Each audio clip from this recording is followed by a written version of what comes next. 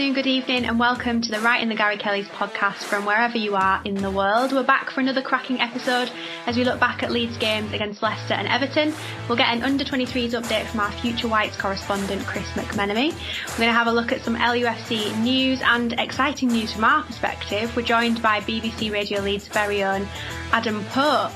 On today's panel, we've got a fully fit squad for the first time in 2021. So joining me today, we've got Lucy, we've got Matt M, and I mean, we're supposed to have Matt B with us, but clearly he's got better things to do. Hopefully he'll be here soon. He's probably playing FIFA career mode at Ellen Road. How you doing, guys? Not too bad. Not too bad, Vicky. Yeah, I think last time I checked, you were playing Ultimate Teams, absolutely creaming it at Ellen Road, slipping all over by all accounts as well. Even not the only one. So it's been a busy week for Leeds, when is it not? We've got 2 games to look back on. Let's start with the winner at Leicester, an unexpected but well-deserved 3 points, don't you think? Oh yeah, we were a different class, absolutely different class. Seems a lifetime ago now, to be honest with you, doesn't it? I just think a lot was made about how high-flying Leicester are. You know, they were talking title challenges, Champions League, all that stuff, and no one really gave Leeds a chance. You know, I think the Newcastle game, we spoke about it on the podcast on how we felt Leeds probably got away with that one. So expectations were quite low, and I remember a lot of Leeds fans we spoke to saying it was kind of a bit of a free hit as well for us. But just to go to their place and put in a performance like we did was great to see. I think Jamie Vardy missing was a key in that for Leicester's performance. I think they're definitely not the same team, in my opinion, and I think we took advantage of that because the game at Ellen Road, Vardy absolutely hit us on the counter-attack and battered us left, right and centre. And I think when Harvey Barnes got that early goal, I genuinely did fear the worst, but my goodness me, we were absolutely outstanding from start to finish in the end. Yeah, it was definitely unexpected, but definitely well-deserved at the same time. To be honest, going into it, I wasn't really expecting much from the game. I think a lot of Leeds fans would be in the same sort of mindset as well, knowing how strong Leicester can be. Before games, I'm usually always nervous, but before this game, I was on a night shift, so I woke up an hour before kick-off, checked team sheet, and I thought, yeah, all right, whatever, we'll see how it goes. Pretty calm. And then when they scored first, I was bloody fuming because we just made it too easy for them. But I think that definitely gave us a kick up the backside. And it worked for us because after that, I thought we were incredible. Really happy for Bamford.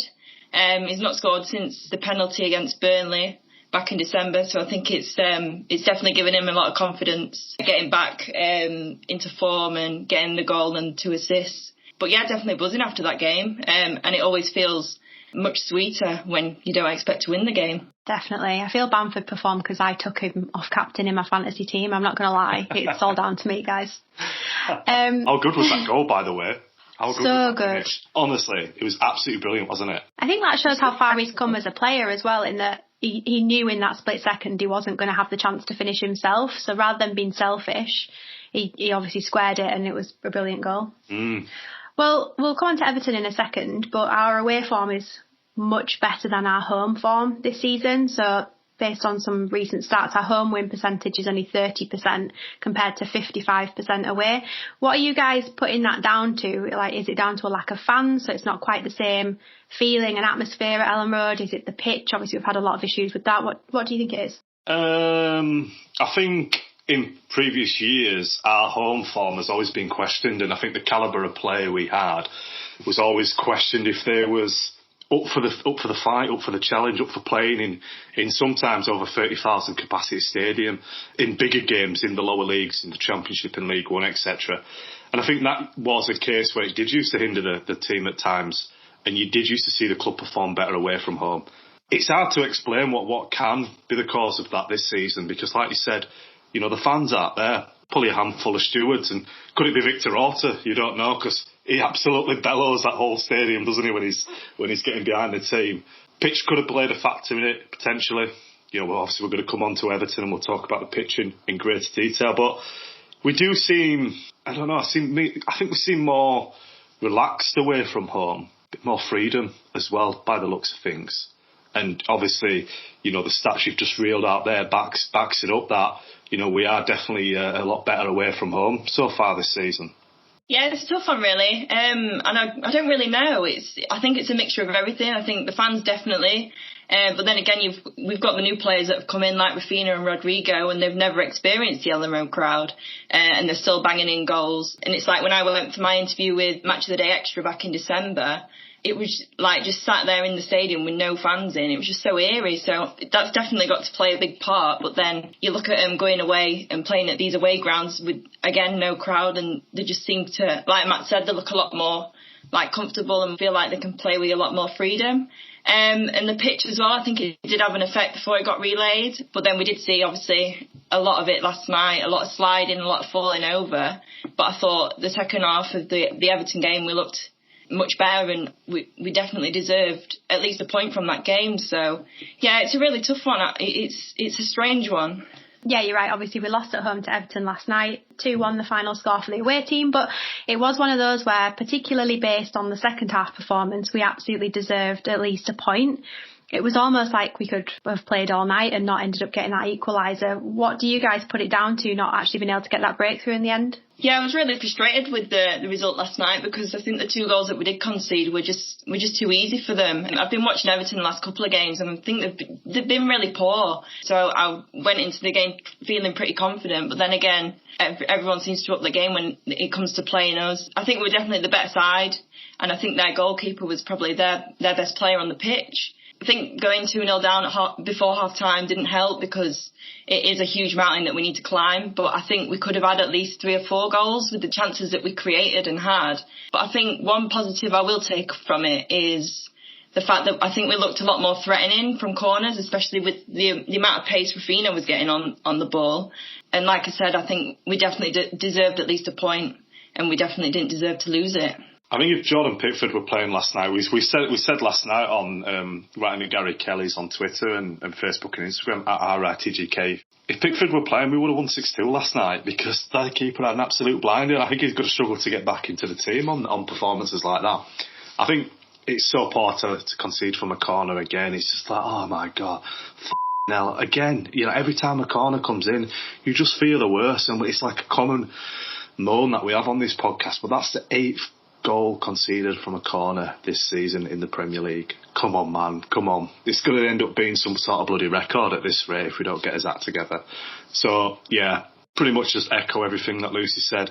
I think it was such a shame second half that we just didn't get that equaliser, because I felt at Goodison Park we really did a job on Everton. It was an absolute great performance, and in a way I expected that last night, and like Lucy said, they've not been coming in on the best of form. So, yeah, it was 2 soft goals, 2 goals that probably you could have prevented.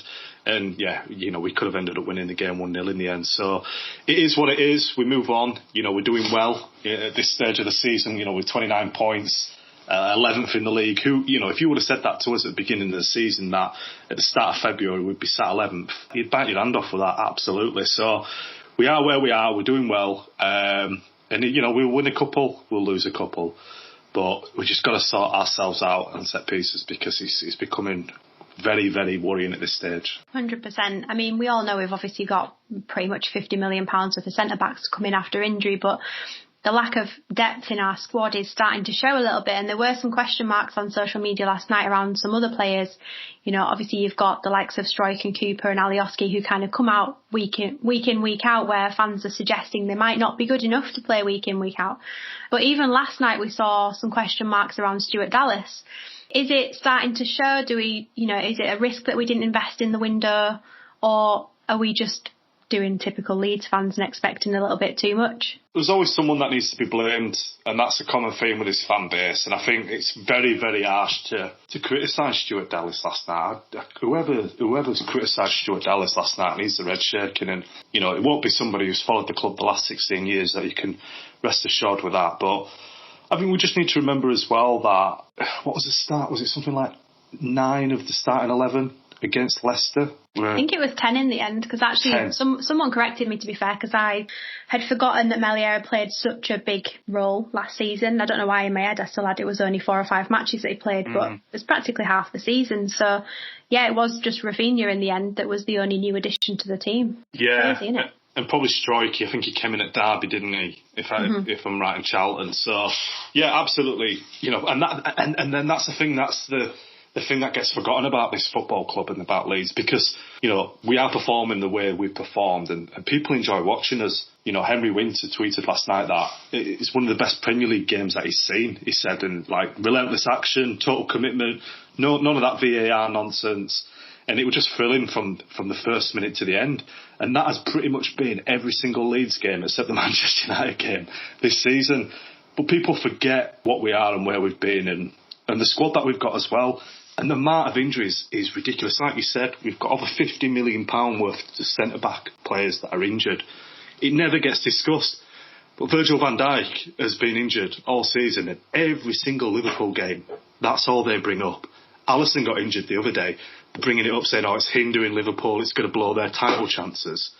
Look at the squad they've got. It's incredible versus our squad, but nobody ever, in every single Leeds game we go to, these well-researched pundits that we seem to have got in the Premier League at the moment, none of them actually ever just highlight the fact that the amount of injuries we've got and the nucleus of the squad is the championship winning team from last season. And I think when you factor all that in, we're punching way above our weight and we should be champion for what we've done and where we are so far this season.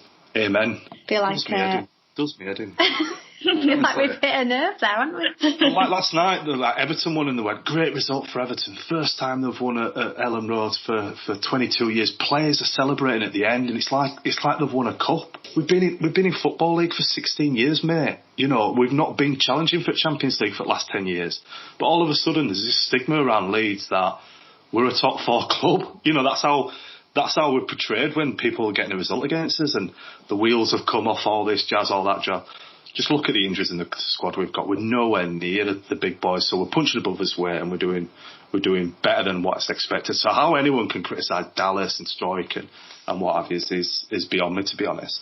Yeah, I definitely echo everything Matt said. I hate social media when we lose, but I love it when we win, and everyone's going to have their own opinions. But we've got to take a step back and just look at what we've managed to achieve first year back in the Premier League. When it comes to lack of squad depth, I think at times, yeah, but then we are going to have them games where we're going to go out and play absolutely brilliantly, and then obviously other games we're not going to play as well, and players are going to get stick. But like bringing someone in the January transfer window, Bielsa doesn't like it, and I can understand why, because it's bang in the middle of the season. He likes, obviously, to get that pre-season training in.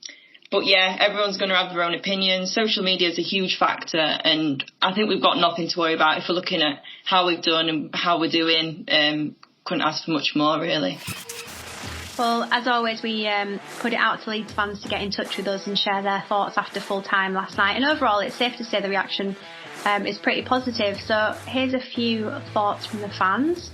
Chris Lamerton says, cracking effort all round and 2 sloppy goals conceded. Nothing really to criticise. One of those days and we move on to the weekend. Ollie Mulkin says, it felt like a free hit after back-to-back wins. Once the team is at full strength, we are more than enough for this league. Need to push on in the summer with some big signings. Ash says a lot that we're disappointed, not taking at least a point from Everton in our first season back. Players ran themselves into the ground. Different game if that Alioski effort in the first half went in. Hell of a strike that, wasn't it? And Johnny C says, I really enjoyed the game, not too mad that we lost. Championship team playing out of our skins and mixing it with the big boys. Third cheapest squad and smashing it. I think they all give a fair reflection of how the fan base was feeling last night. I think, like we said, for the most part, there's nothing to be too disheartened about in a loss against Everton last night, is there? No, they've all nailed it. We put it out on Twitter last night, and honestly, probably 99% of them were around that sentiment. So, right, future Whites reporter Chris McMenemy, you're back with us. What have you got for us?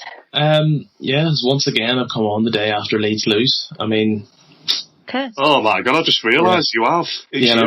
If you want someone to blame, go ahead. So I'll start with the under-23s game on Monday. We were playing Sunderland, who were sort of languishing a bit in the table, and they won 2-0.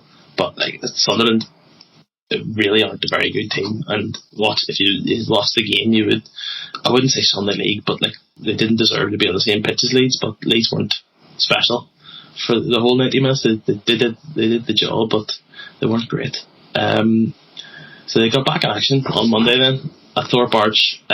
Last week's game against Wolves was called off due to the weather at the last minute, which when you sort of time your working day a little bit to watch a game on a Monday afternoon, it gets called off. it's a bit annoying on about 2 hours notice. They went with a strong team. Costa and Roberts both in from the start. We got to see Joe Gelhardt come back from injury. Well, we assume it was injury. It's very strange. Nobody really said anything from the club what it was. Doesn't seem to have been COVID because he was training throughout the period. And we also saw Crescencio Somerville back in the team. He scored a hat-trick against Burnley, obviously, and he didn't play the last time out against Stoke, which was quite strange, but good to see him back in the team. Played in the left wing instead of the right. More of an inverted winger, as Leeds seem to like, with the exception of Jack Harrison. Leeds had beaten Sunderland in the previous fixture with a hat-trick from Sam Greenwood being enough to give them a 3-1 win, but this Leeds team now has come a long way even since then. The 5 wins in the bounce before Monday's game. They started very, very brightly, plenty of chances early on, until in the 16th minute when Gelhardt just got the ball in the box and was brought down. Easy penalty. I think he wanted to take it, and again Roberts took the ball off him like a big school bully, and he took it, stuck it away easy enough, and then he was taken off after 30 minutes, Roberts, which seemed to have been a planned substitution. Sam Greenwood came on. Rest of the half was pretty much all Leeds, but I don't know, they just seemed to lack a little bit in the final third. It wasn't really clicking. But at half time, the usual changes. So Poveda came on for Costa, and Shackleton came on for Davis. So Niall Huggins moved from the left wing to left back. But Poveda actually, he was injured, it seemed quite an innocuous challenge, but then he started hobbling after it, and that was only 13 minutes into the second half. He went off. They'd already made another 3 subs, so the last sort of 35 minutes or so was with 10 men. And Sunderland right away, they looked like they were ready to get back in the game, but Leeds pretty quickly brought an end to that. Casilla played a pretty awkward pass upfield for Gelhardt, who threaded through for Shackleton, who just, as he does, just set off like the roadrunner. Straight to the byline, crossed it. Somerville, I think he tries to flick it on. It's not really sure what he's doing, but Huggins is there at the back post, finishes 2-0. Last 20 minutes wasn't a whole lot to talk about, but at least 1, if not 2 penalty claims turned down for Leeds. But they saw it out comfortably, didn't really look under pressure at any point. Every team has sort of 10-minute period in a game, even whenever the other team is dominant. But even when Sunderland sort of got on the front foot for a little bit, you weren't worried about them scoring. That's 6 wins in the bounce now. They've got themselves 10 points clear at the top of the table with 31 points from 14 games. In terms of individual performances, I thought Cresswell and Casey were both quite good at the back again. Didn't have a whole lot to do, but in terms of bringing the ball out from the back, were as good as you could expect. In attack, Joe Gelhardt again was very good. Huggins played well on the left wing and did quite well in the second half from left back, sort of a left back, left wing hybrid. You would see Jack Harrison doing at times last season, whenever they kind of just left him to roam the whole left hand side. And I thought Cody Drammy played quite well as well. So the first half he was just marauding forward, and he's skillful as a right back, but he's a big lad as well, so defenders bouncing off him as he's coming forward. But when I went down to 10 men in the second half, he didn't really have too much attacking to do. I think, Chris, one thing I wanted to touch upon, and we spoke about it with yourself a number of episodes now, about some of these under-23s going out on loan and getting that kind of championship experience, even Premier League you could say as well, because that, like you said, that under-23s current squad we've got is very, very strong. 10 points clear, the Storm in the league. I think it's going to be interesting, especially next season, because we'll be going up a bit against better under-23 squads. But I personally a little bit disappointed that I didn't see.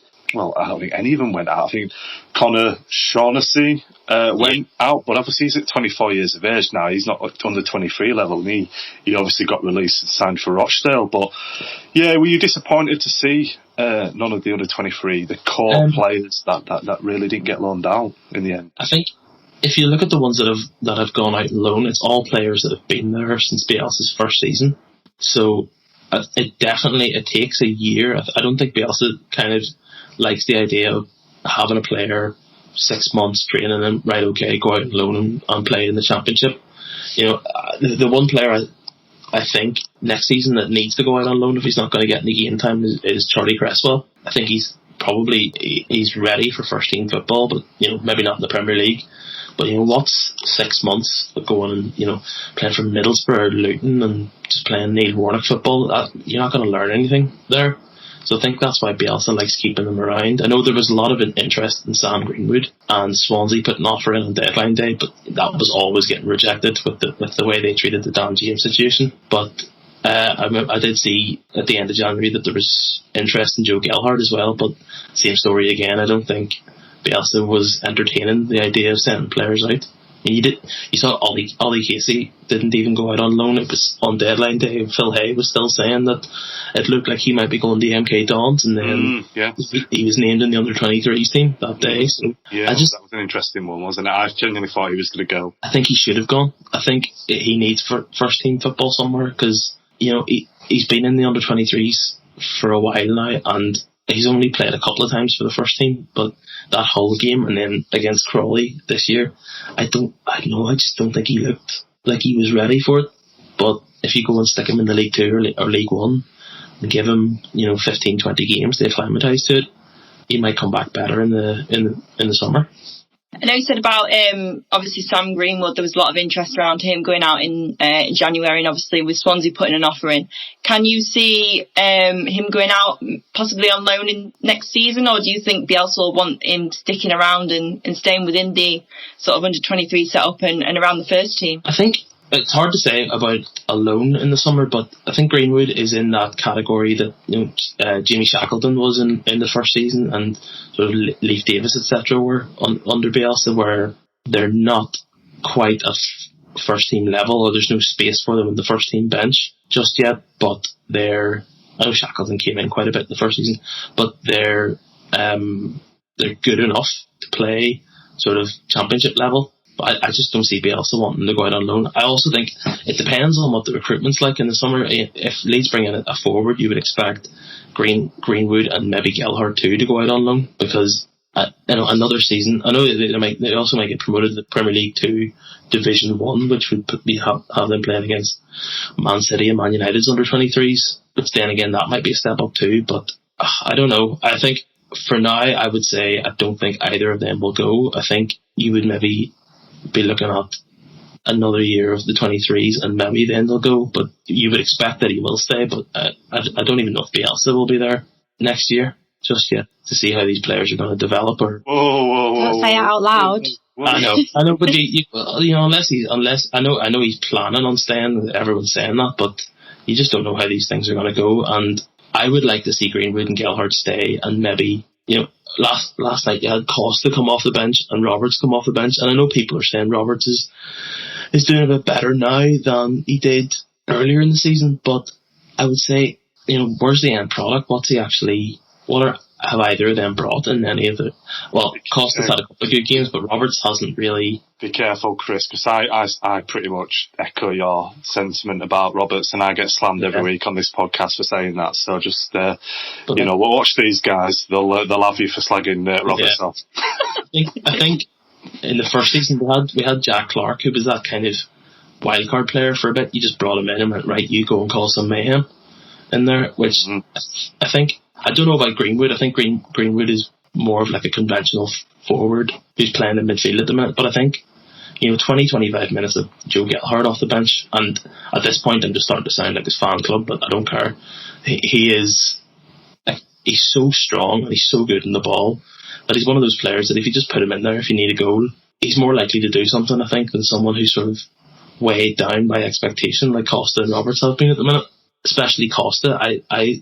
I think he's seriously low on confidence at the minute, and if they're not doing it, doing the same thing over and over again, I just don't really see why a little bit of youth and a little bit of madness in there might do something off the bench. I think Costa's not done anything since the Fulham game, has he? But I think Somerville, who clearly the other week against Derby, I think it was absolutely outstanding, and I think that's that kind of player you're referring to. Come on, just mix it up a little bit and cause a bit of havoc like Jack Clark did during his breakthrough season. And I think someone like Somerville and Gelhardt are definitely that kind that player. But we'll see. Hopefully Bielsa will be here next season and give him a chance. But I think like you say, even I look at Huddersfield and at Corberan at Huddersfield, and I really scratched my head of why some of these under-23 players haven't really gone to town, and because he's been celebrated down there, isn't he? Adopting that kind of press of Bielsa, and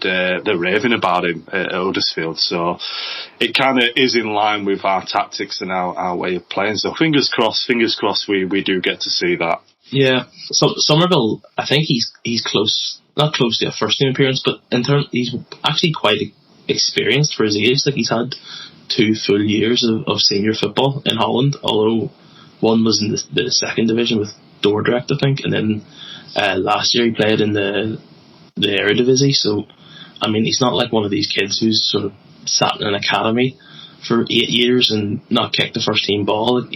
He's been playing senior football for a couple of years, so he's one of those ones. Although he's getting hampered by injury at the minute, you would expect him to start getting up to speed a little bit quicker and knocking on the door a little bit. Plus, he's a right-footed winger, and for some reason we don't have any of them. Everyone's left-footed in the team at the minute. Cool. Well, I think that's us for this week. Unless you guys have got any more questions for Chris? I was just going to ask, because obviously Wigan fans were absolutely gutted when they lost Gellard. I was just going to ask, like, is he sort of living up to expectation and sort of on the level that the Wigan fans sort of put him on? Yeah, he had a handful of appearances for the first team, so yeah, I think a lot of it is the fact that he was very, very good at their underage level as well, and he is definitely better than the under-23s league. Like, I haven't seen a player in the under-23s, with the exception of maybe Jack Clark for a bit, that just dances around players and has something to show for it at the end of it. Like, he's always looking to get a shot off, or he's out in the right position. But he's not just a number 9 as well. Whenever he plays in that number 10 role, he is quite good at linking up with midfield, but he's also there on the end of crosses and in and around the box. I think 700,000 was the initial fee, which is daylight robbery when you consider the potential that he has. I mean, he is only 18 and he has been brilliant at this level, which is a level above where the under-23s have been in any of the previous seasons. Like, I think he's definitely worth the money so far, and you'd want to see him getting first team football, whether it's at Leeds or on loan next year to some level at Leeds, or playing week in, week out in the Championship, because he's definitely good enough. And I think Sean McGurk, who's at Wigan, shouldn't be too far behind him if you're to believe what they're saying online at the minute. Cool. I think that's everything for this week then, Chris. Cheers. Thank you. Thank you so much. Thank you, Chris. Here's your final chance to win a £25 voucher to spend on theterracestore.com. To enter, all you have to do is tell us who this ex-Leeds United player is. I was a young lad at Leeds, and I can remember getting off the bus thinking, I've got a chance of starting here. As we mentioned, this is your final chance to get your entry into this competition to win a cracking prize with The Terrace. To get your entry, and all you have to do is head over to Twitter and tweet us at RITGK with your answer. It's as easy as that. We'll announce the lucky winner in our next episode. You could be enjoying a proper good Yorkshire brew in your very own Leeds United mug from theterracestore.com. With plenty to choose from, you can enjoy it even more with your very own discount code. All you have to do is fill your basket and add RITGK15 at the end to get 15% off your shop. As always, we'd love to know what you buy, so drop us a tweet at RITGK. Enjoy! Right, I think it's about time for Leeds News in 40 seconds. As you all know by now, we can't afford a full-length news jingle, so we'll have to do with a 40-second version. So with that in mind, here is your Leeds United news in 40 seconds. This week started with us looking back on clips of how Leeds gave no fucks at all and demolished high-flying Leicester. That tackle from Cooper? Oh my! Leeds under-23s extended their lead at the top of the table after comfortable 2-0 win over Sunderland. I managed to get an early night on transfer deadline day for once and woke up without the club having any last-minute drama. We'll see you in the summer, Rodrigo de Paul. Leeds returned back to Ellen Road and it became a brand new slidey pitch which resembles an ice rink Tall Blue and Dean would have been proud of. Everton were the visitors and Leeds fell to a 2-1 defeat, but once again took plaudits for the way they approached the game. Hi, I'm Don Matteo, and when I'm sat in the rock bar having a pint, there's nothing better than reading and listening to Right in the GaryKellys.com. Hey, Popey. Hello, mate. You all right? Well, thank you so much for joining us. I think we probably have to start with, obviously, Everton, particularly after last night, but given your personal allegiances. What did you make of last night's performance, result overall? I thought, what a brilliant game of football, which I had predicted, and I'm rubbish at predicting, as 2-2. And I thought Leeds really did. I thought if they'd got that second when Olsen made, 4 saves, you've got to say. It was 3 on the bounce and then the volley from Harrison, wasn't it, straight afterwards. I think if that's gone in, then Leeds win the game for me.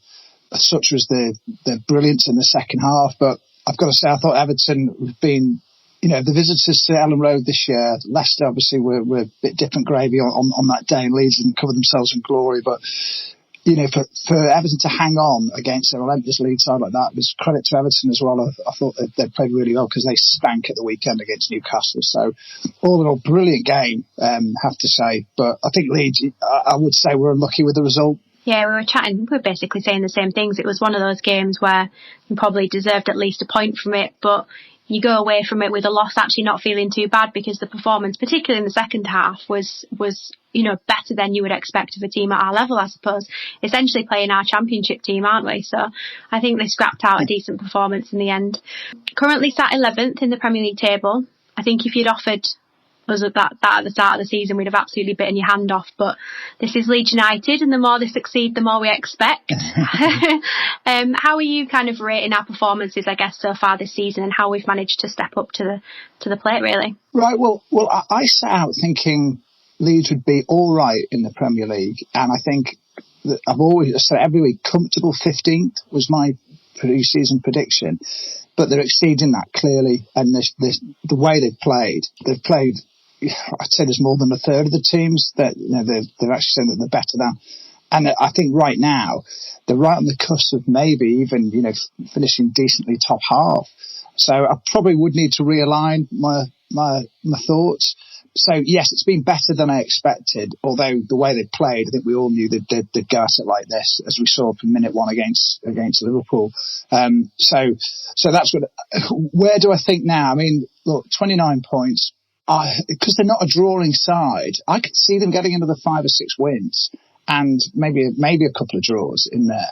And could they hit 50 points, which I think would be remarkable. So I think personally, I think that's quite a nice target, and I think it's quite a stretching one to set Leeds at the moment. But they're going to be comfortably over 40, I would have thought, and that's going to leave them way ahead of anybody rightfully probably expected. They've been fantastic this season, and it was terrible, wasn't it, at Old Trafford in terms of the scoreline, but that could have been 6-6 or 10-6, couldn't it?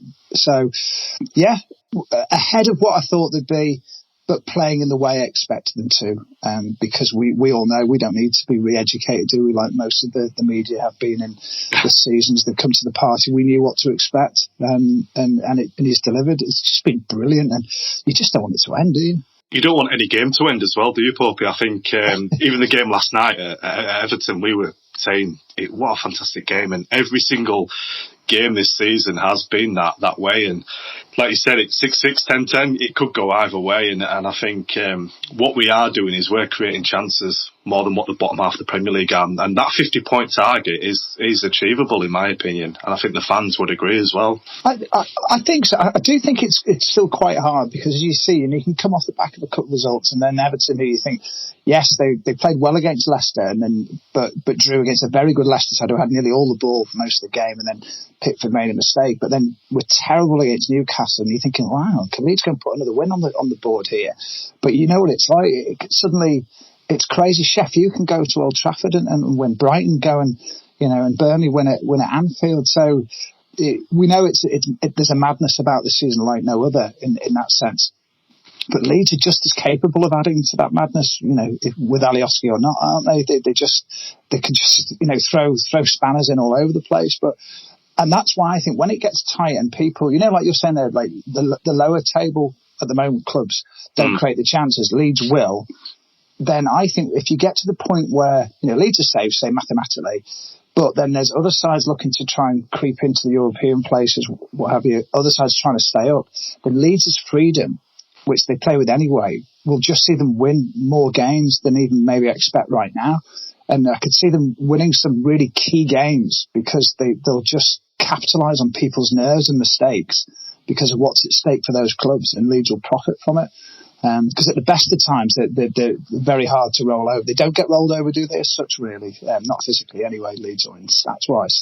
So I think they're going to cause, not only entertain, but they're going to cause some more surprises before the end of the season to some big clubs. I think the Palace game for me is one of what backs up that point about not being rolled over. You know, we may have lost the game 4-1, but throughout that game, the team just never stopped, kept pressing, kept pushing, kept attacking, and never gave up. And we've got that never give up attitude, I guess. And even at Manchester United, you could say that we were still attacking, weren't we, in the last minute, still trying to get, even just make it 6-3, whatever it is. We don't just drop our heads and give up. But just one thing we wanted to move on to is just the transfer window in January. Obviously, we didn't bring anybody in. Were you expecting anyone in January? And if not, do you expect to see anyone come in the summer? Key, any potential outgoings as well? Yeah, I mean, massive. And this is going to be the debate now, isn't it? To the end of the season, once Leeds, especially once Leeds are safe, what do they need? You know, have they missed the trick? No, I didn't expect them to, because speaking to the club, and the signs were there that this wasn't going to be, you know, a big window for them. And obviously it wasn't for anybody, really. You know, you look at 20 odd transfers across the Premier League compared to an average of 47, I think it is, for the last 3 January windows. Clearly COVID's bitten hard. We know that revenues are down. I think the 49ers money that's coming in at the moment that was been well talked about, I think look at that more as working capital and helping plug a few holes rather than being significant investment in the squad. Clearly that's not happening. And I'm glad, really, as well, because Leeds sailed really close to FFP parameters last season, but they would have been all right even if they hadn't gone up, because they had to factor in the purchase, don't forget, of Helder Costa as well, and that would have taken them really, really close. And they had to structure that deal so it was paid for this last summer, so that they had stayed within FFP, and I think that's really key, that. So when you look at the summer spend for Leeds, you've got to factor in that. It's quite a hefty chunk out of the Premier League money, plus the 3 major signings that were made as well, or the other major signings that were made as well. So I don't think there was ever going to be cash to bring in a player. Not to say that they're not looking, not to say they don't need one, and I think a left back, definitely. I think a midfielder, we know, because they didn't pull off the Cuisance move in the end. I still think a proper keeper to challenge, like we saw last night with Olsen for Pickford at Everton. I think we need someone to do that for Meslier, because I don't think Casilla, regardless of the off-field issue with him, but in footballing terms, I think he's not strong enough to push Meslier, who's been brilliant. So I think in the summer, I think left back and the lad at Perot that's been talked about, I think he's clearly on the list. That's where I see it. But I don't feel disappointed by the window. In fact, I think I'm quite pleased that Leeds are functioning in a much more rational and sensible way. And we know that Bielsa's coached this group of players to you know, a different planet almost, and that the signs were there even by December that there's a good chance that this squad was going to get Leeds safe anyway, so there's no need for drastic measures to be taken. There's definitely been big changes practically to all elements of the club in the last few years. Looking back at sort of where we were when we were at the stages of chasing taxis out of Ellen Road and having the pitch play, we've definitely come a long way on and off the pitch, haven't we? Yes, gosh, that's funny. If I was talking about this to Everton fans actually today, and they were saying, what's it been like over the last sort of 15 years? And you know, you don't forget the madness, you forget little incidents, and then you get a reminder like that, don't you? You know, of Six and swimming pools being drained, and say taxis being, you know, chased with Chelino in, and debt being lumped on the club, and 15-point deductions, and all this sort of stuff, and mad fights, and everything off the pitch, and leading to fans getting really upset and irate, and not just the normal fans bickering, but you know, being a call to arms almost, wasn't it? And you remember the Trust walking from the centre of town, you know, Bates out, all that sort of stuff. And all that, you just feel it's gone. You talk about the football, you talk about the great coach, you talk about a club that, okay, it still makes some mistakes along the way with, you know, badges and stuff like that and what have you. But ultimately you think, hang on, they've delivered on the promises. They've got Leeds promoted. Money has gone into the club. It's going in the right way. And they're trying to capture the expertise, I'd say, and then the investment that's required to move Leeds onto the next level. And I'm not saying immediately, but hopefully in a time scale that doesn't see them miss the boat in whatever next elevation that, you know, European football goes to, if you like.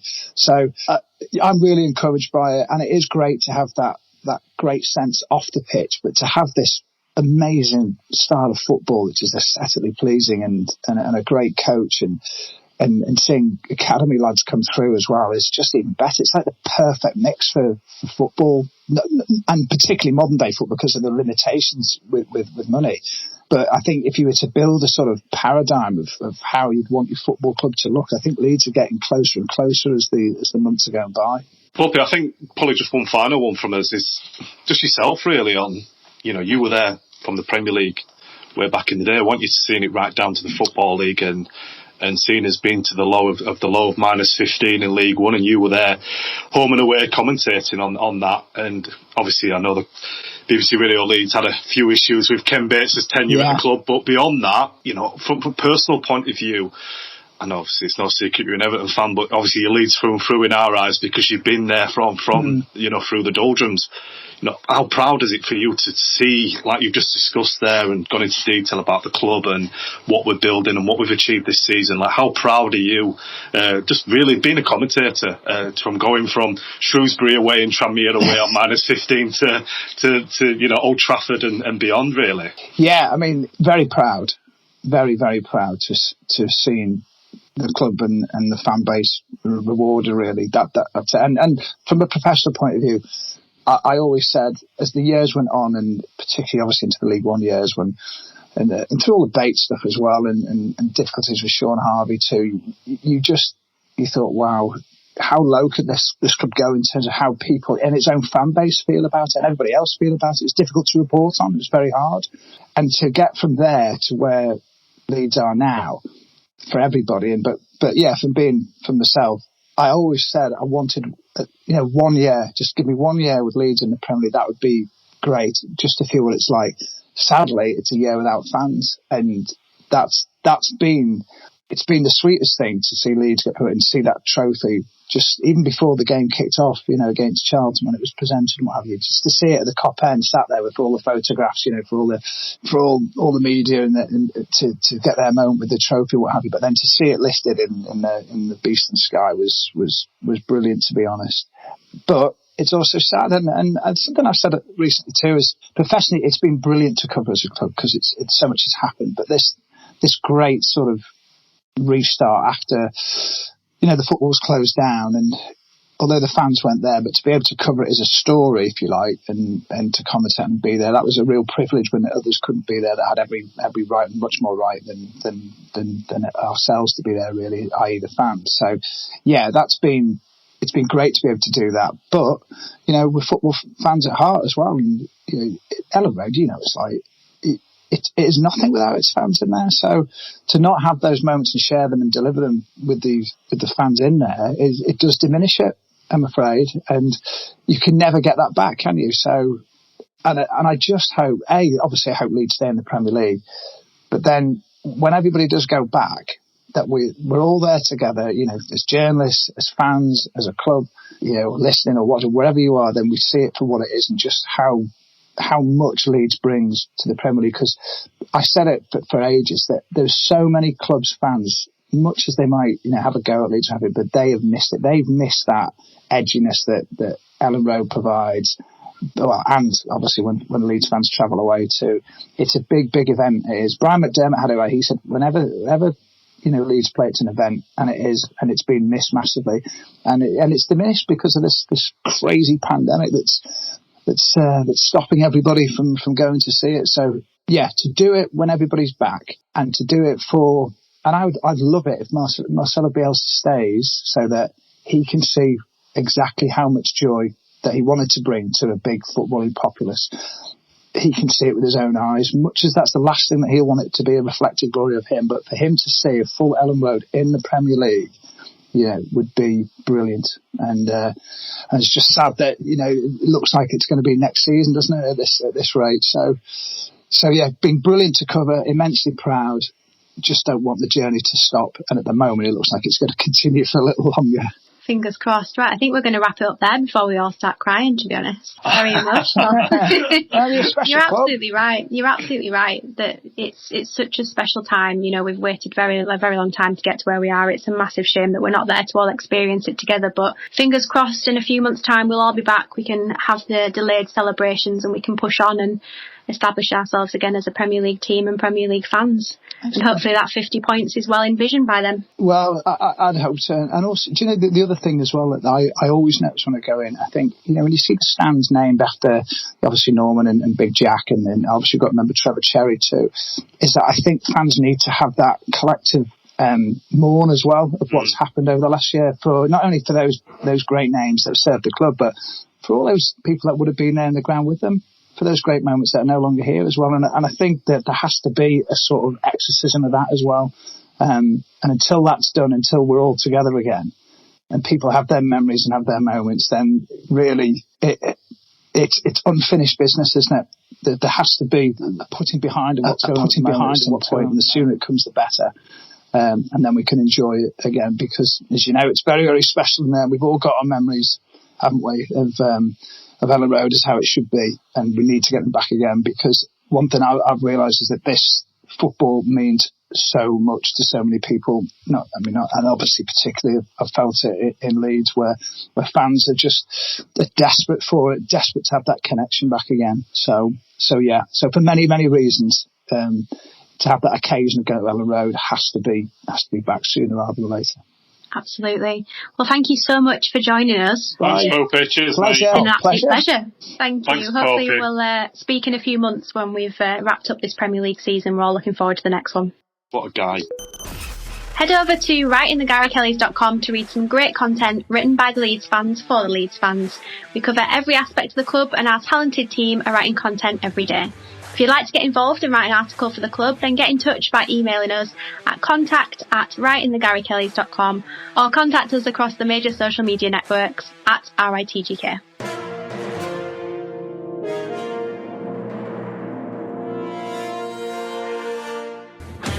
They always say that you save the best to last, so here we are, the final feature of the show, and it's a good old game of the Wheel of Wootton. If you're new to the podcast, then first of all, where have you been? Because this is episode 15. But the Wheel of Wootton is named after our second best number 4 of all time, Scott Wootton.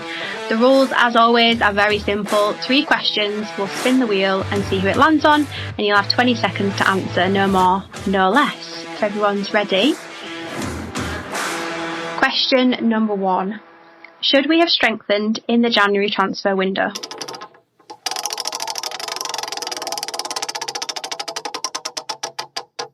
Matt B. Yes, I'd have liked to see us ship Casilla and get an experienced sort of mid-30s goalkeeper to just back up to Melier. Very concise and straight to the point. Who would you have wanted, Matt? Don't know. I actually wanted us to get... I was proper gutted that we didn't get Emi Martinez last summer. And that's turned out to be a massive miss, hasn't it, in the end? Like, he's been brilliant for them. I think Gazaniga at Spurs would have been good as well. I liked him. I think he's actually left now, hasn't he? I think, has he gone to Elche in Spain?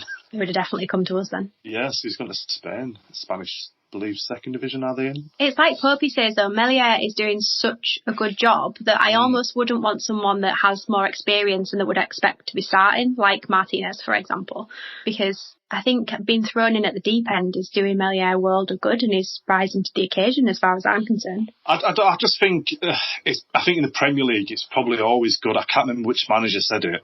Might be Big Sam. But you always need 2 number 1s, a number 1 ready. Might have been Warnock. No, he don't like keepers on bench, does he? Anyway, a manager, I remember saying that you just need 2 world-class number 1s. You never know when you're going to need it. And look at the anxiety that occurred when Casilla came in. Look how much anxiety was around the fan base pre-match. And even at the back 4, it's not great when you've got a keeper that you just don't have faith in, don't have trust in. And I think if you effectively have 2 number 1s, it's pretty much seamless, isn't it? It's coming. And like Popey mentioned about Pickford, it's keeping him on his toes, and it keep Meslier on his toes as well. Because if Meslier got injured, God forbid, we would be in big trouble.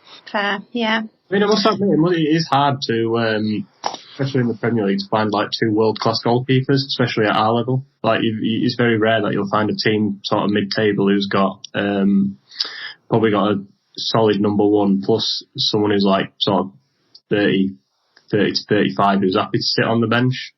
in a way than what we've probably had in the past. So in that sense, I do think it is hard, but it had just been an ideal scenario, I think. I know Kiko technically fits that thing, but we just know he's not nowhere near good enough. It's the wage bill as well, though, isn't it? If you think you've got someone of Kiko's price that sat on the bench, then you're not going to have another one there, are you? Question number 2. What is Stuart Dallas's best position?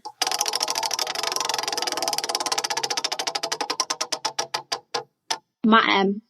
Get in, I were hoping you could ask me this. Goalkeeper. Get him in as number 2. Problem solved. There you go. We've answered question number 1. Left back, right back, centre mid. Stick him up top if you need to. If Bamford gets injured, he'll do a job, honestly.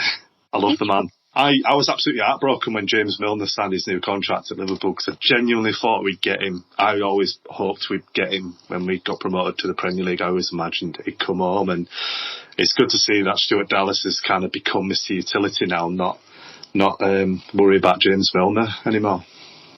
I like that you didn't actually answer the question seriously. Right, question number 3. Who has been your standout player so far this season?